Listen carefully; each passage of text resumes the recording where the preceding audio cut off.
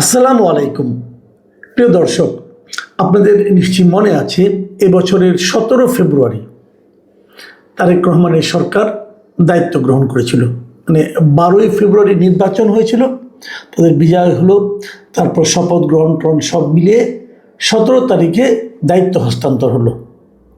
সেভাবে হিসেব করলে আজ 16 আগস্ট, 180 দিন পার হয়ে আরও একদিন হয়ে গেছে। মানে আজকে 181তম দিন চলছে।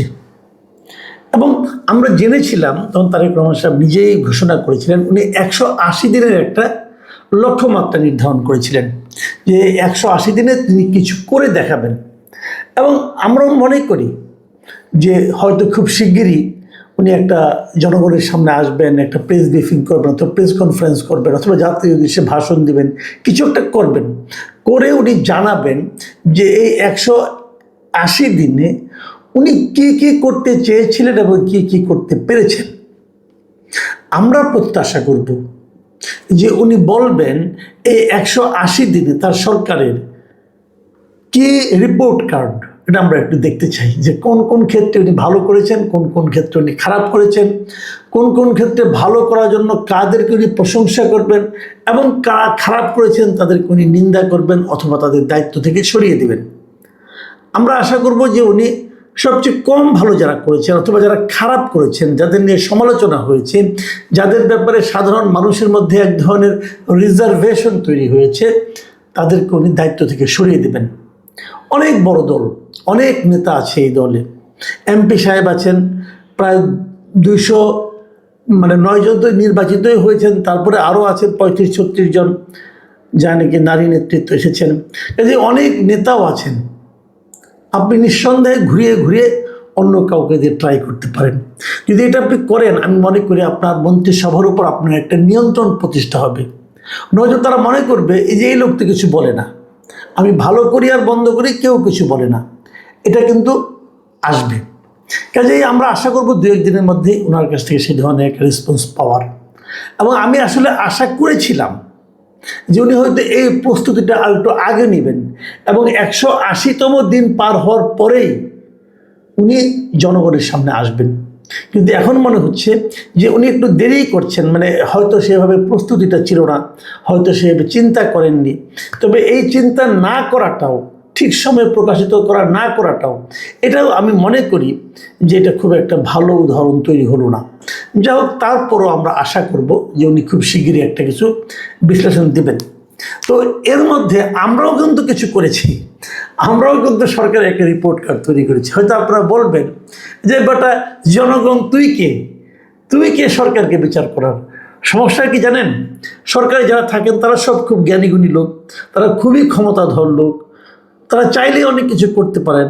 কিন্তু সমস্যাটা হচ্ছে যে নির্বাচিত হওয়ার জন্য, সরকার গঠন করার জন্য এই লোকগুলিকে আমাদের মতো সাধারণ মানুষের কাছে এসে ভোট ভিক্ষা করতে হয়, ভোট চাইতে হয়। যদি নির্বাচন ব্যবস্থাটা ঠিক থাকে তাহলে আমরাই নির্ধারণ করি যে আপনাদের কোন কাজটা ভালো হয়েছে, কোন কাজটা খারাপ হয়েছে। এই জন্য আমরা কিন্তু প্রতিদিনই প্রস্তুতি নেই, আমরা কিন্তু প্রতিদিনই আলোচনা করি, আমরা প্রতিদিনই বলি আপনার এই কাজটা আপনারা ভালো করতে পারেননি। আবার যেগুলো ভালো হয়েছে সেগুলো ভালো হয়েছে, সেগুলো নিয়ে খুব একটা আলোচনা করি না। এই কারণে কি আমরা ধরেই নেই যেগুলো ভালো করেছেন ওটা করেছেন, কিন্তু ভালোর চেয়ে মন্দ কাজের সংখ্যায় যেহেতু বেশি, কাজে এগুলো নিয়ে আলোচনা করতে হয়। আমি তেমন কিছু না, আমি কিন্তু দুটো প্রসঙ্গ নিয়ে আজকে আলোচনা করব, যে দুটোতে ওনারা ভালো করতে পারেননি বলে আমি মনে করি। সেটা হলো জ্বালানি খাত এবং আইন শৃঙ্খলা। এই দুটোতে মিজারেবলি ফেল করেছেন। দেখেন, আইন শৃঙ্খলার একটা মাত্র ঘটনা বলি। কালকে আমরা দেখলাম 15 তারিখে এই 32 নম্বরের সামনে যে ঘটনাগুলি ঘটলো, এক ভদ্রলোক যার কোনো ঠিক ঠিকানা নাই, যার শুনে একাধিক এনআইডি আছে, নানা রকম কথাবার্তা এবং যেগুলি তার সম্বন্ধে তথ্য আসে, মানে আমার মনে হয় যে উনি একদম গুরুত্বহীন ব্যক্তি বলতে যা বোঝায় এই লোকটা হয়তো তাই। সেই লোকটা শত শত পুলিশের সামনে যাকে ইচ্ছা তাকে পিটালো, চট থাপড় মারলো, কিল ঘুষি মারলো, ঝাড়ু দিয়ে পিটালো। পুলিশ তাকিয়ে তাকিয়ে দেখলো, পুলিশকে একজন সাংবাদিক জিজ্ঞাসা করলো, আপনারা এটা কেন করতে দিচ্ছেন? পুলিশ বলতেছে আমি দেখছি। ওই সাদ্দাম নামে দেখলাম এক ভদ্রলোক, পুলিশের উপকমিশনার শুনলাম, মানে এরকম ব্যক্তি কি বললেন উনি, আমি কোনো কথাগুলো আগে মাথা বুঝলাম না। এবং ওনার এই বক্তব্যের কারণে পুরো পুলিশ, তাদের উপর মানুষের ধারণাটা কি দাঁড়ালো। একজন লোক, একটা মহিলা, একটা দুই বোন আর কি, ওনারা এসেছিলেন বঙ্গবন্ধুর প্রতি শ্রদ্ধা জানাতে, তাদেরকেও হেনস্থা হতে হলো, পুলিশে ধরে নিয়ে গেল।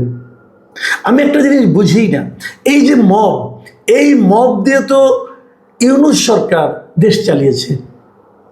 ইউনূস সরকার মনে করেছে মানুষের মধ্যে একটা ভীতি তৈরি করে তারা দেশটা শাসন করবে, এবং ভীতি তৈরি করার জন্য তাদের প্রধান অস্ত্র ছিল মব। যাকে তাকে যখন তখন যেখানে সেখানে তারা চট থাপড় মারতে পারত। আমরা দেখলাম এখানে আমি ভেবেছিলাম যে ইউনূস সরকারের পর যখন একটা বিএনপি সরকার আসছে, একটা গণতান্ত্রিক সরকার আসছে, তারা বোধহয় মবটাকে আর সহ্য করবে না। কিন্তু 15 তারিখে ঘটনায় দেখলাম তারা মবটাকে কেবল সহ্যই না, রীতিমতো প্রশ্রয় দিল। মানে এইভাবে যদি চলতে থাকে তাহলে আইন শৃঙ্খলার প্রতি মানুষের একদম শ্রদ্ধা থাকবে, এবং আইন শৃঙ্খলা রক্ষাকারী যে বাহিনী, তাদেরকে যারা চালায়, যে স্বরাষ্ট্র মন্ত্রণালয়, তার উপর কোনো ভরসা থাকবে মানুষের? এই মবটা কিন্তু আজকে থেকে না, আরও মানে এই সরকার আসার পরে তারা মবের রাশি টানতে পারেনি। এটি মিজারেবলি ফেল করেছে এই জায়গাটা। দ্বিতীয় যে জায়গাটা ফেল করেছে এই গভর্নমেন্ট, সেটা হলো জ্বালানি, মানে জ্বালানি, বিদ্যুৎ, এই দুটো ক্ষেত্রে।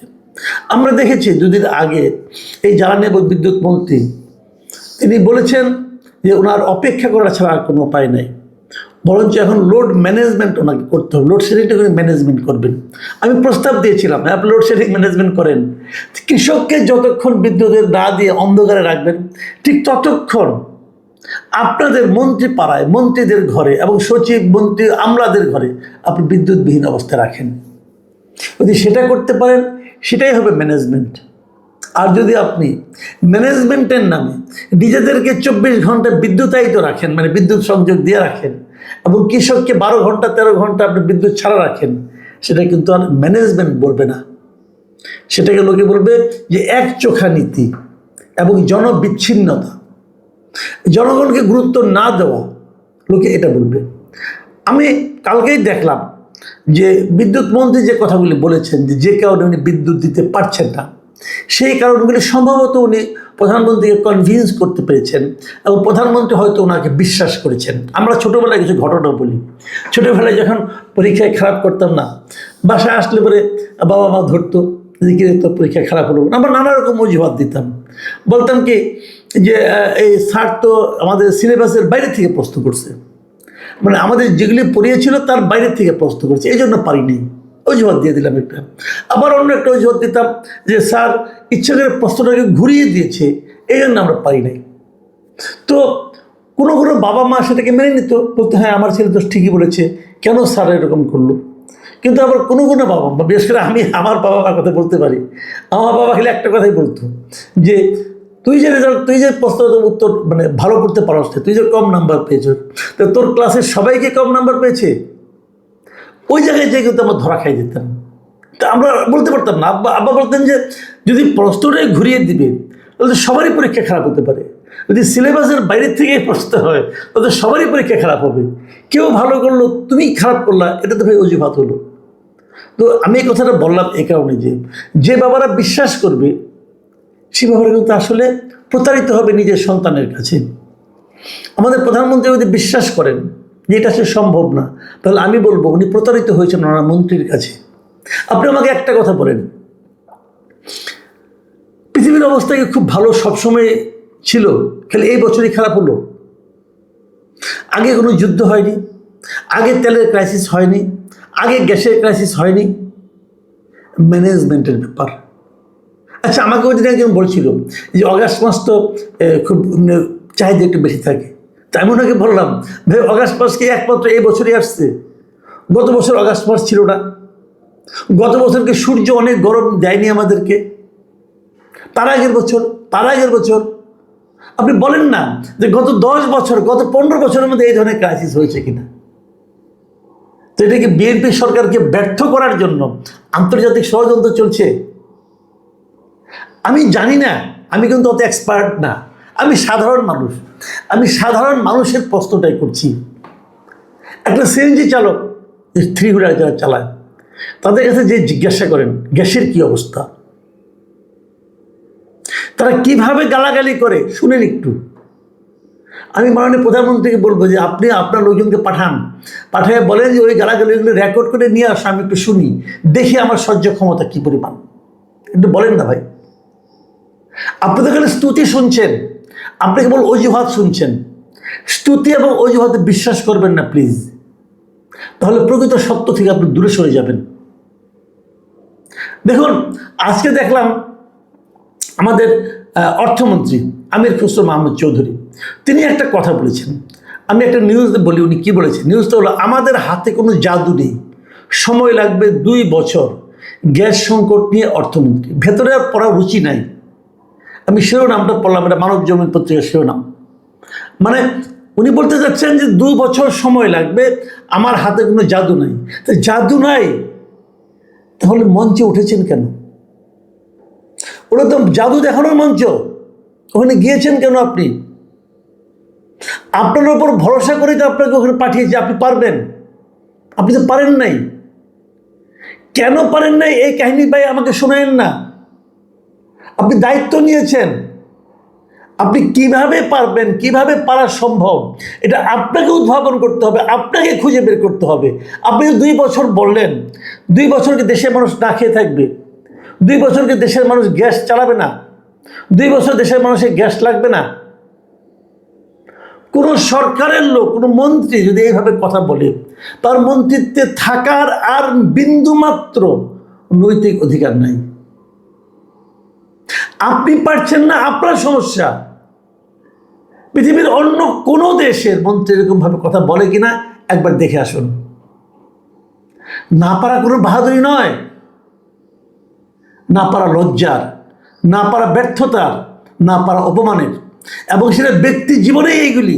আর যখন সমষ্টিগত জীবনটা আপনার উপর নির্ভর করে, তখন আপনার ওই পদে থাকার আর কোনো অধিকার নেই। এই সহজ জিনিসটা বোঝার মতো বয়স এবং বুদ্ধি আপনার আছে, এই বিশ্বাস করেই তো আপনাকে ভোট দিয়েছিলাম। এই কথা শোনার জন্য ভোট দিইনি ভাই। প্রধানমন্ত্রী একটা ভালো কথা বলেছেন, আমি ওনাকে ধন্যবাদ দিচ্ছি। উনি বলেছেন এই যে সংকটটা আমাদের আছে, এই সংকটের কোনো বিকল্প যদি সমাধান থাকে তাহলে আপনারা আসুন। দেখুন, প্রধানমন্ত্রী কি গতকালকে উনি বলেছেন এই কথাটা, যে দেশের বিদ্যুৎ ও গ্যাস সংকট সমাধানে অন্য রাজনৈতিক দল সরকারের চেয়ে ভালো পরিকল্পনা দিলে তাদের পরিকল্পনা গ্রহণ করা হবে এবং বাস্তবায়নও করা হবে। তারপরে আরেকটা লাইন বলেছেন যে কেবল জনগণকে বিভ্রান্ত করতে, অপপ্রচার ছড়ালে জনগণের কাছেই তাদের ক্ষমা চাইতে হবে। খুব ভালো কথা বলছেন আপনি, আমার খুব পছন্দ হয়েছে। তারও আগে দেখলাম আপনি বিদ্যুৎ সংকটের জন্য জনগণের কাছে ক্ষমা চেয়েছেন, ওটাও আমার কাছে ভালো লেগেছে। উনি দেশ জুড়ে যে তীব্র গ্যাস ও বিদ্যুৎ সংকটের জন্য জনগণের যে ভোগান্তি হচ্ছে, এই জন্য উনি সকলের কাছে আন্তরিক দুঃখ প্রকাশ করেছেন ও ক্ষমা চেয়েছেন। ভালো, এটা আমি শুনতে পছন্দ করেছি এবং আমি মনে করি যে এটা প্রধানমন্ত্রী একজন সেন্সিবল মানুষের এটাই হওয়া উচিত ক্যারেক্টার। তারপরে উনি যে বিরোধী দলের কাছে যে পরামর্শ চাইলেন যে আপনারা যদি আমাদের চেয়ে ভালো করতে পারেন, ভালো কোনো পরামর্শ থাকে আমাদের কাছে নিয়ে আসেন, এটাও আমার কাছে ভালো লাগছে। কিন্তু সম্পূর্ণ না, এটা নিয়ে একটু বলি 2-1টা লাইন। সেই লাইনটা হলো, আমরা মাঝখানে শুনেছিলাম যে বিরোধী দল নাকি, বিরোধী জোটে তারা নাকি একটা নাকি ছায়া মন্ত্রিসভা করবে, সেটা হয় নাই। তাদেরকে জিজ্ঞাসা করতে চাই, আপনাদের ছায়া মন্ত্রিসভার জ্বালানি মন্ত্রী কে? তার কাছ থেকে একটা পরামর্শ আমরা চাইতেই পারি। কিন্তু তারও চেয়ে বড় কথা, প্রধানমন্ত্রী যে কথাটা বলেছেন, হয়তো এতে কেউ আসবে না, অথবা আসবে কিনা আমি জানি না, আসলে আসতেও পারে। এর জন্য তো অপেক্ষা করার কোনো প্রয়োজন নাই। এটা বলে হয়তো আপনি বিরোধী দলকে জব্দ করেছেন, কিন্তু জনগণের ভোগান্তি কি এতে কমবে? এই কথাটা বলেন। তা তো কমবে না। আপনাকে তো জনগণের ভোগান্তি কমানোর ব্যবস্থা করতে হবে। আপনি বলছেন যে করার কোনো পথ নাই। আপনি সবাইকে ডাকেন, দেশের যত এক্সপার্ট আছে সব এক্সপার্টদের ডাকেন। আপনি চামচাদের বাদ দেন, চামচারা পারে নাই। চামচাদেরকে বলেন তোমরা আপাতত একটু দূরে থাকো, আমি অন্য অন্য এক্সপার্টদের ডাকি। এমনকি অন্তর্বর্তীকালীন সরকারে যারা ছিল এক্সপার্ট তাদেরকে ডাকেন, এমনকি প্রয়োজনে আওয়ামী লীগ আমলে যারা ছিল তাদেরকে ডাকেন। কারণ ডাকবেন এই কারণে যে ওরা কিন্তু ভালো চালিয়েছে, অন্তর্বর্তীকালীন সরকারও ভালো চালিয়েছে। ডাকেন না, ডাকলে অসুবিধা নাই, তাদের কাছ থেকে পরামর্শটা নেন। আপনি যদি মব দিয়ে সবাইকে ওই ওরকম জুলফিওয়ালা বাবিওয়ালা লোক দিয়ে মানুষজনকে পিটিয়ে মানুষের মধ্যে আতঙ্ক তৈরি করেন, তাতে আপনার দেশের মানুষের ভোগান্তি থেকে মুক্তি দেওয়ার যে পদ্ধতি, সেই পদ্ধতি আবিষ্কৃত হবে না। আমি অনুরোধ করবো সবাইকে ডাকেন, ডেকে কথা বলেন, যারা এক্সপার্ট বিভিন্ন দল মতো নির্বিশেষে বলেন, যে যারা আছেন এক্সপার্ট সবাই আসেন। ওই আপনি চামচাদেরকে বলেন না, এক্সপার্টদের ডাকে। যখন চামচারা করবে কি, তারা খালাতো ভাই মামাতো ভাই যেগুলো আছে অনুগত, তাদের নিয়ে আসবে, এবং তারা আসবে খালি ইয়েস স্যার বলার জন্য। ইয়েস স্যার দিয়ে দেশ চলবে না। পৃথিবীর কখনোই ইয়েস স্যার দিয়ে কোনো সাফল্য আসে নাই। সেরকম লোক নিয়ে বসেন, আমার ধারণা আপনাকে খুব শিগগিরই আর দ্বিতীয়বার ক্ষমা চাইতে হবে না। প্রিয় দর্শক, এখন এ পর্যন্তই। আল্লাহ হাফিজ।